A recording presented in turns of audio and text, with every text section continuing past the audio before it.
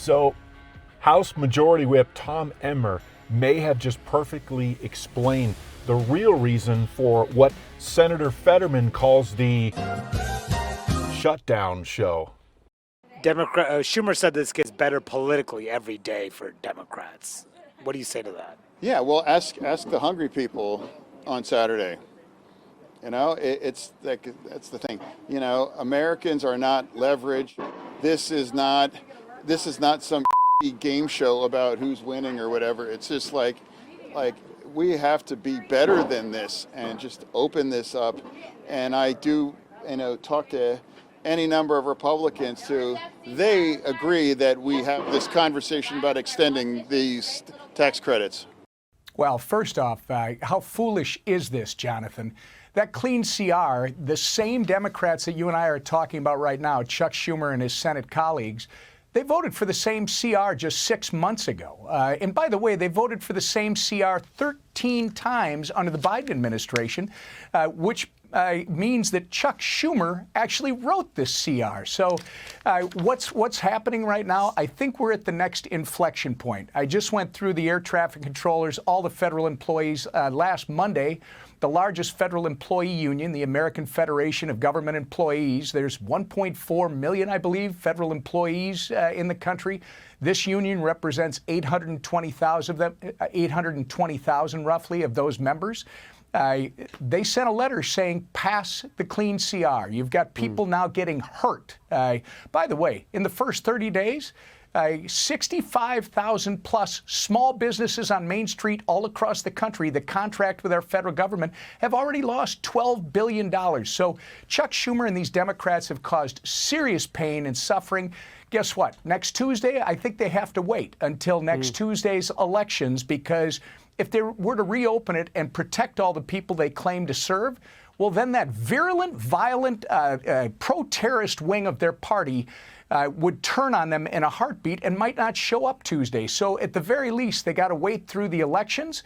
And then if we have another chance, Jonathan, it should come after the elections. If it doesn't happen then, boy, there's no telling when it ends.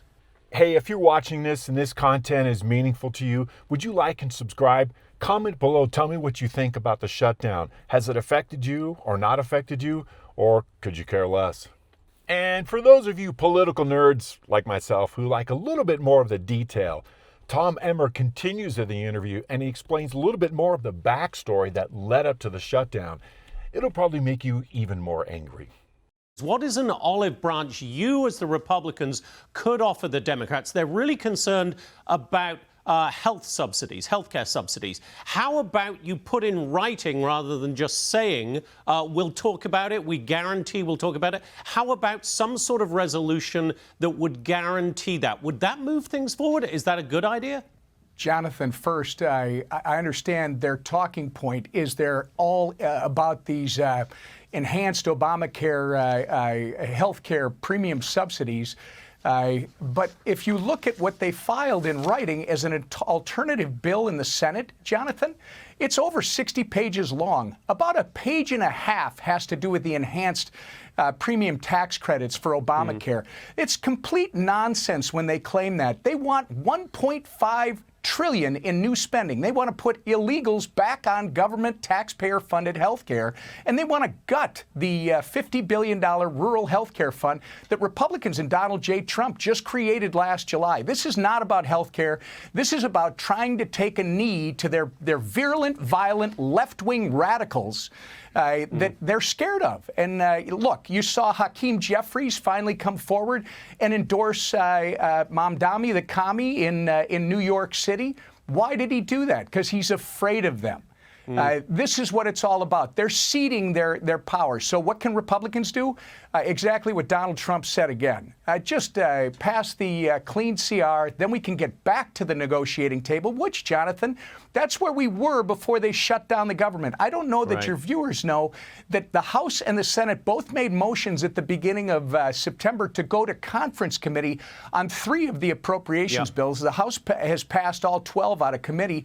They were already negotiating. That hadn't happened since 2019. So we got to get the government open. We got to get back to the table.